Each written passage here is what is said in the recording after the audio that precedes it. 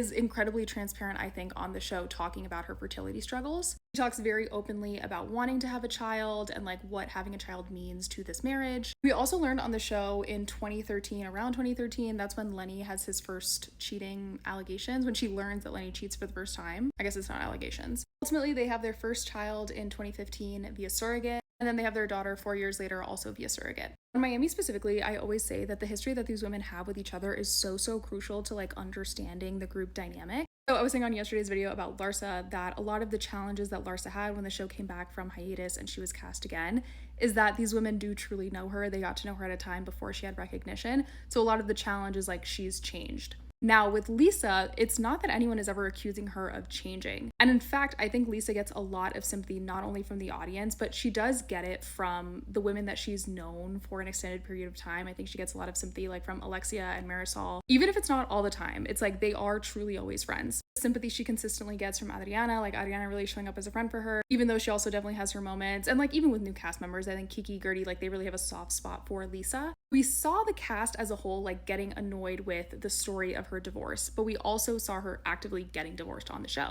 Anytime there's a list of like worst housewife husbands, Lenny is always on the list. And I think this is important because the audience does not necessarily like him. They did not actively like him when he was on the show and their marriage was allegedly doing great. The sympathy that the audience has for Lisa, as well as like the sympathy that these friends can continue to have for her, is all based in how much we saw her struggle in those early years. We also know at one point Lisa was part owner of the med spa. She and Lenny joint owned this med spa. I'm not sure if that's still the case, but I think that's very interesting financially. I think that was a really smart thing on her part, a very strategic thing. I mean, like maybe there's some tax benefit to Lenny, but Lisa being legally tied to a business, I think is very smart versus her like getting an allowance from her husband or whatever. She shared this a little bit also in the beginning seasons of the show, especially like in her journey to have a child. She expressed that she wanted to be tied to something bigger than her marriage. We saw Lisa maybe last season, like starting a perfume line. We know that she now has an app that launched towards the end of 2023 to split assets during a divorce. Also, if I may flip over to my own opinion, I think Lisa comes off incredibly sincere on the show. People will say what they want about her, like as a character, they'll say what they want about her, like in her personal relationships. I do believe there's still some element of like,